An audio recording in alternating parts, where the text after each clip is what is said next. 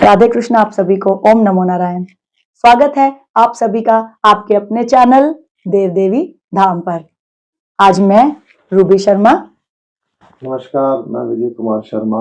हम दोनों फिर से लेकर आए हैं एक ऐसे विषय पर चर्चा, जो विषय ऐसा है कि वो शायद आप सभी के मन में भी उससे रिलेटेड प्रश्न होंगे। और जो विषय पे आज हम चर्चा करने जा रहे हैं वो प्रश्न भी हमारे ही एक श्रोता ने हमसे पूछा है। उसने हमें लिख करके भेजा था अपना प्रश्न, तो आज हम उन्हीं के प्रश्न पे, उन श्रोता का नाम है मुकेश कुमार शर्मा जी, और उन्हीं के प्रश्न पर आज हम जवाब देते हुए आपके साथ चर्चा करेंगे।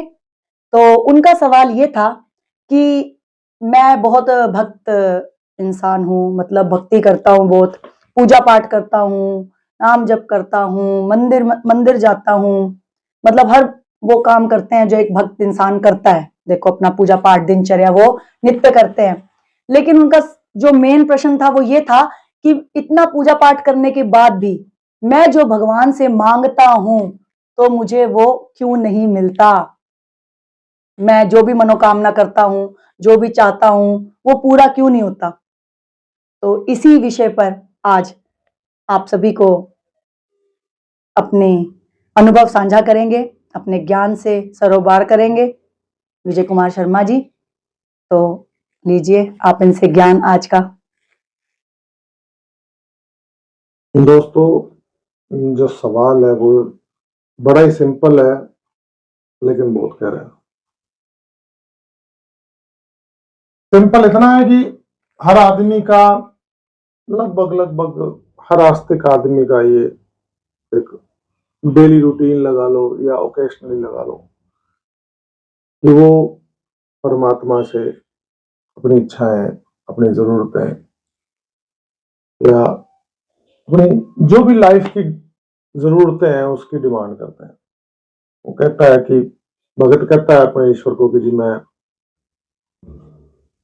हर किसी का अपना कहने का तरीका है, अपने अपने लहजे हैं, लेकिन अल्टीमेटली बात यही है कि मांग है, परमात्मा से मांग। तो क्वेश्चन ये है कि मैं परमात्मा से मांगता हूं, लेकिन मुझे मेरे इच्छाओं के अनुरूप मुझे मेरी चीजें नहीं मिल रही। चलो इस पर थोड़ा सा चर्चा करते हैं कि ये बात क्या है और ये कहाँ पहुंचनी चाहिए, इसका रिजल्ट क्या पहुंचना चाहिए। कुछ लोग तो ये कहते हैं कि हम जो इच्छाएं रखते हैं वो मिलती भी है। कुछ लोग ये कहते हैं, कुछ लोग ये कहते हैं कि हम निरंतर मांग रहे हैं और हमारी इच्छाएं पूरी नहीं हो रही। हालांकि हम पात्रता रखते हैं, हम योग्यता रखते हैं, उनका मन है, उनका भाव है, लेकिन परमात्मा हमें क्यों नहीं दे रहा है, ये सवाल उनके मन में खुद कभी कभार खुद से होता रहता है, या कभी कभार वो ज्ञानी लोगों से या महात्मा लोगों से इसका सवाल कर लेते हैं। तो इसको थोड़ा सा हम समझते हैं कि आदमी और मनुष्य का और आत्मा और परमात्मा का रिश्ता क्या है। सबसे पहले तो हम ये देखते हैं कि परमात्मा से हम मांगते क्यों हैं। क्योंकि हम परमात्मा को एक ही नजरिए से देखते हैं कि परमात्मा ने हमको बनाया। परमात्मा वो सत्ता है, वो शक्ति है, ईश्वर वो शक्ति है जिसने हमें बनाया, और सभी सृष्टि की रचना, ब्रह्मांड की रचना सभी परमात्मा ने की है। अगर और जिसने की है उसी से फिर हम डिमांड करेंगे अपनी इच्छाओं की, हमारी जरूरतों की। इसलिए आदमी परमात्मा से डिमांड रखता है। लेकिन मेरे अनुभव में ये थोड़ा सा ठीक नहीं है, थोड़ी सी नादानी भरा है।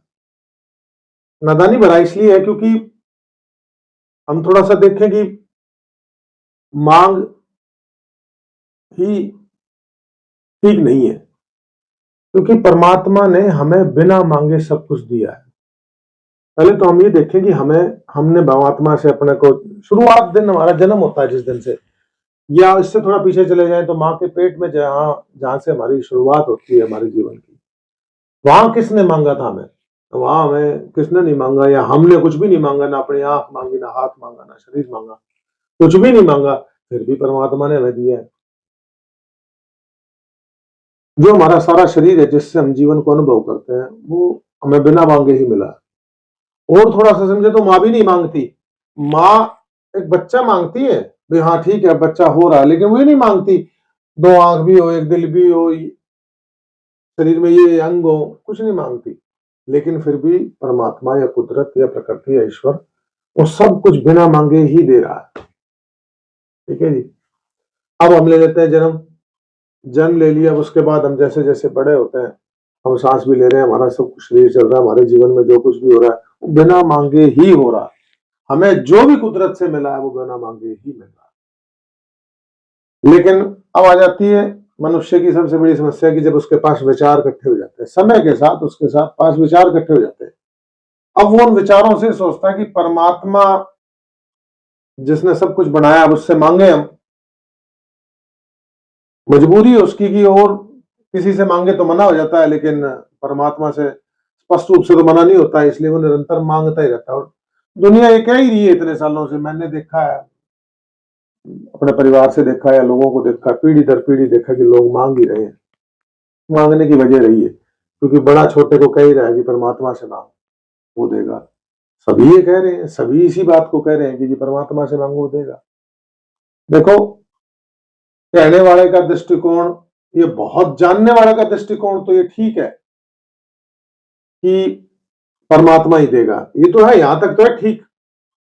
लेकिन इसमें ये मांग जो है ना वो हमने अपनी इच्छाओं के कारण ऐड कर दी, मांगना हमने अपनी तरफ से ऐड कर दिया। लेकिन ये थोड़ा सा ठीक नहीं लगता, मैं आपसे वैसे ही कहता हूं कैसे ठीक नहीं लगता कि जब हम मांगते हैं, परमात्मा से मांगते हैं, तो सीधा सीधा हम परमात्मा जो हमें दे रहा है उसको गलत साबित कर रहे हैं। कैसे? हम कहते हैं कि परमात्मा हमें तू जैसे कोई भौतिक चीज लगा लो, ये दे या वो दे, तो गाड़ी दे, बंगला दे, गाड़ी पैसे दे, धन दे, दौलत दे, प्यार दे, बच्चे दे, जो भी कुछ मांगता है। तो वो ये कहना चाहता है कि मैं जो तुमने मुझे दिया है वो अपर्याप्त है और मैं जो मांग रहा हूं वो मेरे लिए पर्याप्त है, या वो मुझे सही और है। भी चाहिए उसके अलावा। हाँ, मुझे मेरे लिए ये ज्यादा सही है, आपने जो मुझे दिया है इसमें भी कुछ कमी है, मेरे लिए वो अभाव है उसमें, लेकिन मैं आपसे जो मांग रहा हूं वो मेरे लिए पूर्ण तरह से ठीक है। इसी तरह से आदमी अपनी इच्छाओं को परमात्मा से व्यक्त करता है, लेकिन ये भूल जाता है ये करते वक्त कि क्या परमात्मा ने जो हमें दिया है वो हमसे पूछ के दिया है। हमें जो इतना सब कुछ मिला है, हमें जो सांस भी मिल रही है, हमारे को जो जीवन मिला हुआ वो हमसे पूछा गया था, लेकिन फिर भी हमें मिला हुआ। हम सीधा सीधा परमात्मा को मांग कर ये कहते हैं कि जी आपने जो हमें दिया है वो कमी है। इसका मतलब है कि हम ज्यादा समझदार हैं, आप कम समझदार हैं। हम ज्यादा समझदार हैं, आप कम समझदार हैं। और मुझे लगता है थोड़ी सी नादानी है ये कहना, ये मानना, ये भाव भी रखना थोड़ी सी नादानी है। हालांकि मांग, विचारों की मांग ही थोड़ी सी दिक्कत देती है। वैसे तो मांग परमात्मा से बहुत से प्रकारों की होती है, लेकिन सिर्फ मन की जो मांग होती है ना वो ठीक नहीं होती, सिर्फ मन की मांग। अब जैसे कि आपने कहा भी मांगना लोग मांगते ही हैं, या भी जो देखते ही आ रहे हैं, सुनते ही आ रहे हैं, पीढ़ियों से सिखाया जा रहा है या जो भी है। तो मैं अभी हमारे श्रोताओं की तरफ से ही आप समझ लो कि प्रश्न करूंगी, भी उनके मन में प्रश्न आएंगे कि भाई साहब ने कहा भी जो भगवान ने दिया हुआ है उसमें हम कमी मानते हैं इसलिए हम मांग रहे हैं। लेकिन अगर उसको वैसे भी देखा जाए, किसी को भौतिक स्तर पे भी बहुत सारी कमियां होती हैं और किसी को शारीरिक स्तर पे भी बहुत सारी कमियां होती हैं, तो क्या उस कमी के लिए उसका मांगना गलत है? भी मतलब जैसे हम ऐसे घर पे हमारे माँ बाप हैं, हम बचपन से हर चीज उनसे मांगते हैं क्योंकि हमें पता है कि वही दे सकते हैं। तो आप ईश्वर को समझो कि हमें पता है कि भाई वो ही दे सकता है क्योंकि सृष्टि का रचयिता वो है, सर्वोपरि है, सब कुछ जानता है, सर्वज्ञ है, तो वही हमें दे सकता है। तो फिर हम भक्तों का मांगना गलत है उनसे? देखो, बच्चे का माँ से मांगना या पिता से मांगना या समाज से मांगना एक बात अलग है, वो बिल्कुल अलग बात है। लेकिन आदमी जोड़ता परमात्मा से मांगने को यही भाव है। बच्चे का माँ बाप से मांगने का जो भाव है, उसी तरह आदमी जब बड़ा हो जाता है वो कहता है हम भी परमात्मा के बच्चे हैं इसलिए हम भी परमात्मा से मांग सकते हैं। भाव तो है ठीक, लेकिन ये पूरा नहीं है, ये पूर्ण नहीं है। पूर्ण कैसे नहीं है कि हम माँ बाप से मांगते हैं, ये एक अलग बात है। जैसे एक बच्चा शुरुआती दिनों में कहते हैं कि जी बच्चा रो रहा है, भूखा है, रो रहा है, रोएगा नहीं तो माँ दूध नहीं देगी। लेकिन ये एक प्रैक्टिकल बात है। माँ थोड़ी बिजी हो सकती है, माँ किसी काम में लगी हो सकती है, माँ भूल भी सकती है, माँ किसी भी काम को कर रही होती है।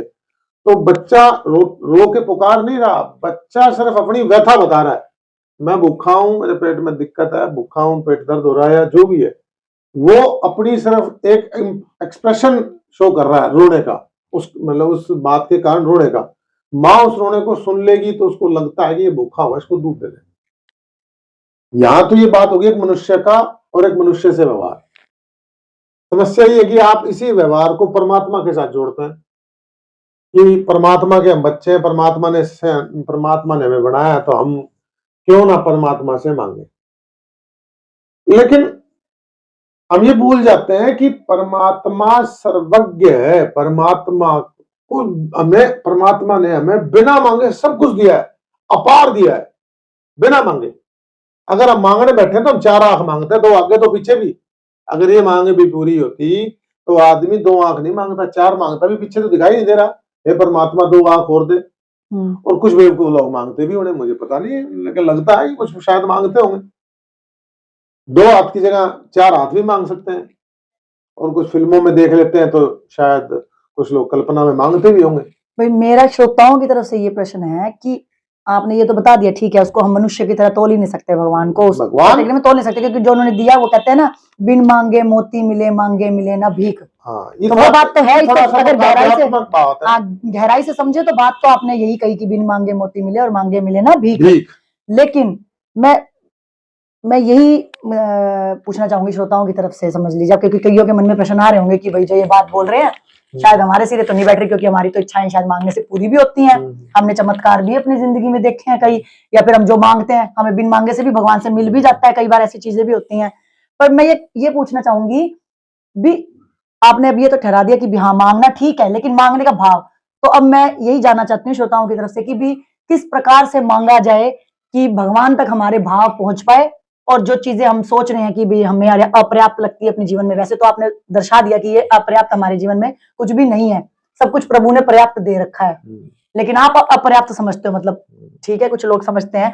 तो उसको किस तरीके से हम भगवान से मांगा जाए, या जो भी किस तरीके से हम भगवान से मांगे कि वो मतलब हमारी भाव उन तक पहुंचे, तो वो एक तरीका, वो एक माध्यम आप लोगों को। फिर आगे बात तो वहीं आ गई है, जो मांग होगी वो मांग होती है मन की। मन, आदमी मन से मांगता रहता है, मन में लोभ, मन में इच्छाएं, मन में बहुत सी बातें ऐसी होती है जिनके कारण आदमी उनको पूरा करने के लिए, उन इच्छाओं को पूरा करने के लिए भगवान का सहारा ढूंढता है। ठीक है, लेकिन वो ये भूल जाता है कि जो कुछ मिला हुआ है, एक्चुअली वो जो मिला हुआ है उसको अपर्याप्त मानता। मैं वापसी फिर आता हूं उसी बात, मांगना फिर भी इन्हीं अर्थों में जायज मैं नहीं कहूंगा, ईश्वर के रूप में कहूंगा सर। लेकिन मैंने अभी ये कहा भी मांगना भी जायज है। मांगना किस चीज का जायज है? मांगना जब आप आत्मा को जान लेते हैं ना जी, और आत्मा ही जुड़ी होती है परमात्मा से, मन का कोई जुड़ाव नहीं है, सिर्फ आत्मा का जुड़ाव है परमात्मा से। जिस दिन आपकी आत्मा प्रबल हो जाएगी, जिस दिन, ये जिस पल, और मुझे लगता है उस पल आपकी मांग बंद हो जाएगी, उस पल आपकी मांग पूरी हो जाएगी, क्योंकि उसके बाद फिर कुछ बचता ही नहीं। फिर उसके बाद जो भी स्थिति है वो ठीक है, उसके बाद मांग रहेगी नहीं, उसके बाद मांग ही बंद हो जाएगी। फिर जो रहेगा वो समता रहेगी, बिल्कुल समता आ जाएगी। विचार फिर भी रहेंगे, सब कुछ रहेगा, लेकिन फिर समता आ जाएगी, क्योंकि फिर ये पता ही लग जाएगा कि परमात्मा है ही, परमात्मा ने जो कुछ दिया है वो इतना पार दिया है, ये हमारे हक से ज्यादा दिया है। हमारी, वो कहते हैं ना कि पात्रता से, हमारे गुणों से, जितना हम डिजर्व करते हैं उससे ज्यादा हमें दिया है। तो मेरे अनुभव में तो जो मांग है वो एक प्रकार से परमात्मा के खिलाफ होता है मेरे हिसाब से। मांगना चाहिए नहीं, ये थोड़ी सी नादानी भरा है। ना मांगे तो ज्यादा बेहतर है, और फिर नहीं मांगेंगे तो क्या होगा? ये तो बात हुई कि भाई मांगना, इनके हिसाब से भी मांगना वैसे तो चाहिए नहीं, हम्म, लेकिन जब आपने कहा कि आत्मा को कोई इंसान जान लेता है, जब उसको ज्ञान हो जाता है, हम्म, तो मान लो अगर फिर भी उसकी खुद के लिए अगर कोई मांग नहीं है, मान लो कि वो मांग रहा है विश्व के लिए, विश्व के कल्याण के लिए, या फिर अपने से अपने अलावा किसी और के लिए मांग रहा है, तो क्या फिर वो फिर मांगने का भाव ठीक है? मैं बताता हूँ फिर क्या होता है। फिर मांग नहीं रहती, हम्म फिर मांग नहीं रहेगी, फिर देना होगा।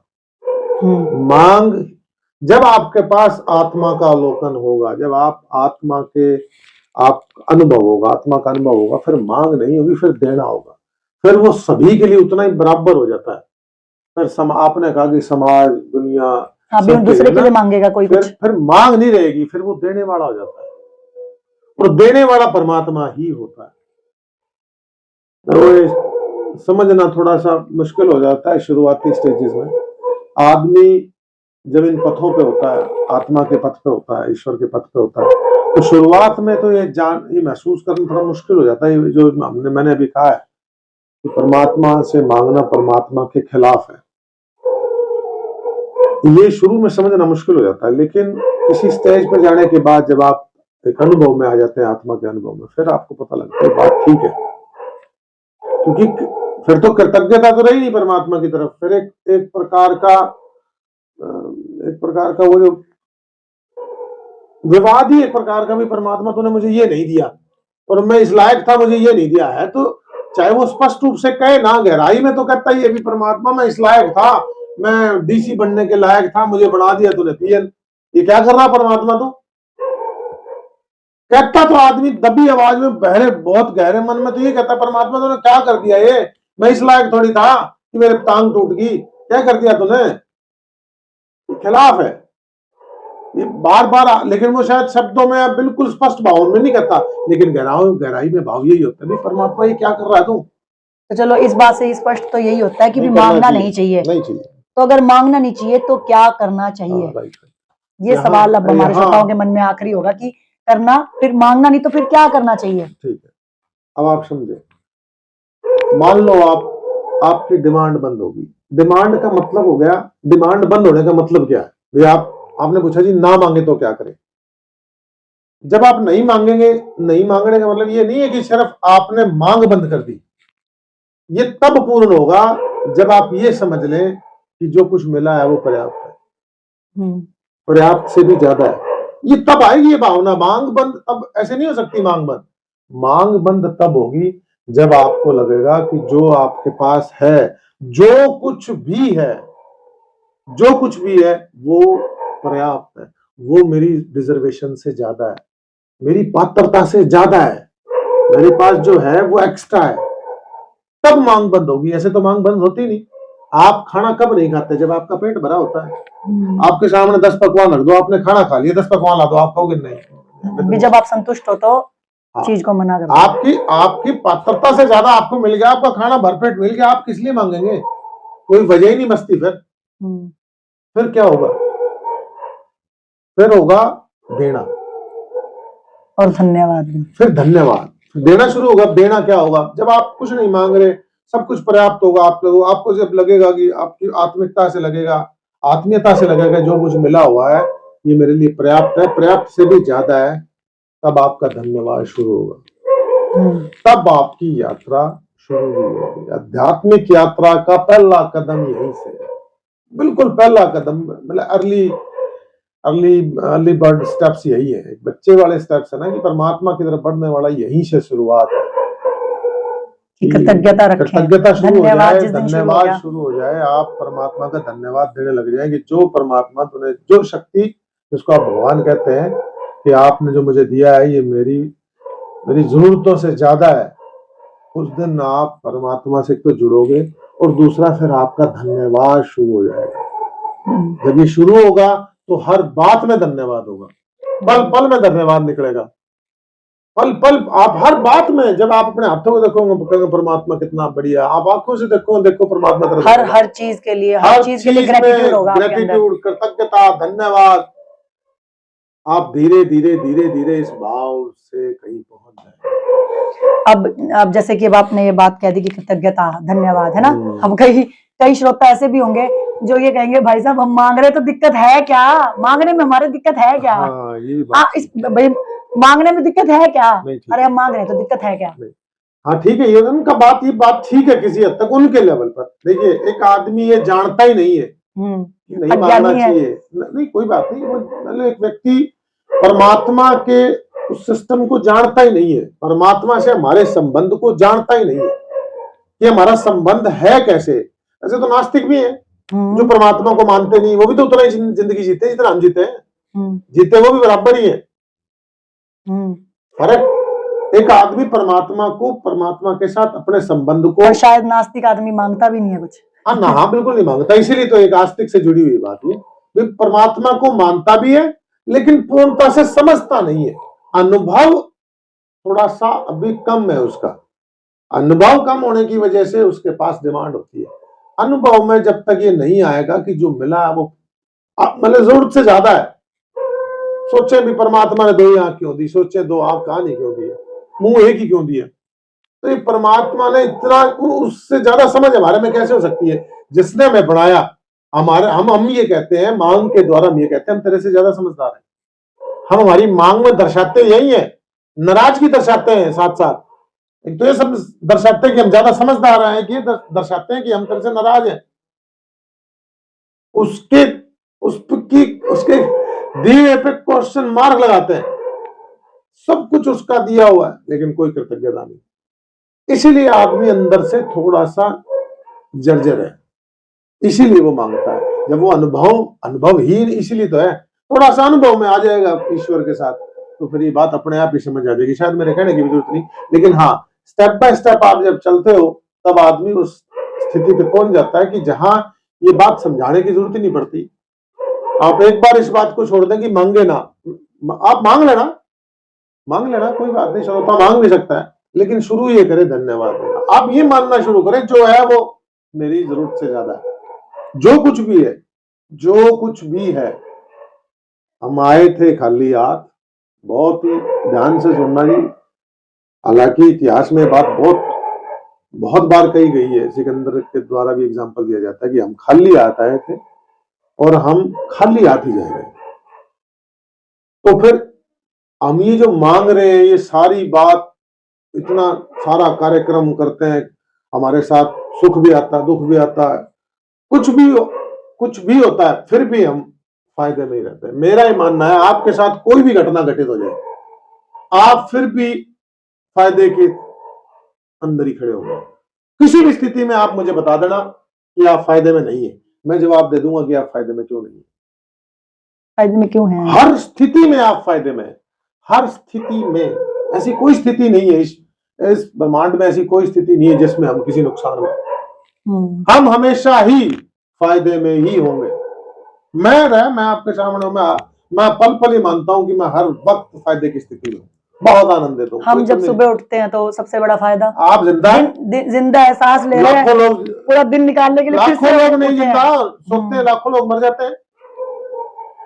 जिस रात बहुत से लोग ऐसे बेचारे बुजुर्ग भी हैं, कईयों को हार्ट अटैक आ जाता है, कईयों को नींद में मौत आ जाती है। बहुत सी स्थितियां, हजारों स्थितियां, लाखों स्थितियां ऐसी है कि सुबह आदमी आंख ही नहीं खोलता।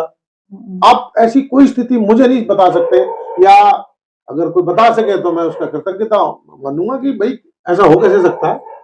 तो जो भी हमारे हमेशा बेनिफिट में हूं, जो भी हमारे दर्शक श्रोतागण सुन रहे हैं, उनके अगर कोई इस विषय पर और सवाल हो, या आप हमारे भावों से किसी भी प्रकार से आपको कोई बात और लगी हो, कुछ भी हो, वो आप हमें अपने कमेंट्स में पूछ सकते हैं, या पर्सनल मेल भी कर सकते हैं। हमारे चैनल के ही, हमारे चैनल पर है devdevidham@gmail.com, उस पर कर दें या कमेंट्स कर दें। जिस भी मीडियम से आप देख रहे हैं, फेसबुक, इंस्टाग्राम या यूट्यूब पे, ये सभी जगह एक ही चैनल है, देव देवी धाम, @Facebook, @YouTube, @Instagram, सभी पर यही नाम है। आप उन पर हमें कमेंट कर सकते हैं या ईमेल कर सकते हैं। लेकिन हाँ, आप पूछते रहे। मान लो मैंने जो आज जवाब दिया, उस जवाब में आपको कोई भी बात आपको लगे भी इस पे मुझे दोबारा कुछ पूछना है, आपकी कोई संशय हो, आपका कोई क्वेश्चन हो, तो आप इसको उसमें कमेंट कर दें या मेल कर दें, मैं इसका जवाब फिर दूंगा आपको। या किसी को समझ ना आया, मैं दोबारा वीडियो बना दूंगा, दोबारा कह दूंगा। हो सकता है कोई बात मुझसे भी छूट गई है।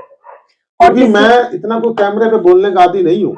और किसी और श्रोता का, ये कुछ रह दर्शक जाता का है। हमारे कोई और भी सवाल हो किसी और विषय पे, वो कोई चाहते हैं कि हम चर्चा करें, तो आप निसंदेह आध्यात्मिकता के ऊपर कोई भी सम- आध्यात्मिक कोई भी सवाल, अपना स्पिरिचुअल जर्नी अगर आपने स्टार्ट कर रखी है, उसके ऊपर कोई भी आपका सवाल हो किसी भी तरह का, आप हमें जरूर कमेंट और में मैं भेजें। जो कुछ भी बताऊंगा मैं अपने अनुभव का बताऊंगा, हम्म, सिर्फ मेरा अनुभव या मैं क्या जानता हूं या मेरे पास उसका क्या जवाब है या मेरे जीवन में उसका कोई मैं जीता हुआ है, जो मैं जीता हुआ वो मैं आपको जवाब दूंगा। कोई बनावटी नहीं, कोई किताबों का नहीं, कुछ नहीं, मैं आपको सिर्फ अपने अनुभव का ही जवाब दूंगा। तो आज हमारी चर्चा को यहीं पूर्ण विराम विराम देते हुए हैं। आप सभी को एक बार फिर से राधे कृष्ण, ओम नमो नारायण। तो इसी तरह से हमारे चैनल से जुड़िए रहेगा। और एक और खास गुजारिश हमारे फेसबुक फ्रेंड्स के लिए कि आप सभी हमारे जितने भी फेसबुक पे फ्रेंड्स हैं, वो कृपया करके हमारे फेसबुक पेज को भी फॉलो करें। उसका नाम भी देव देवी धाम है। आपको वीडियोस में उसका लिंक भी मिल जाएगा, तो आप जरूर हमारे फेसबुक पेज को भी फॉलो करें। बहुत बहुत धन्यवाद। ओम नमो नारायण। राधे कृष्ण।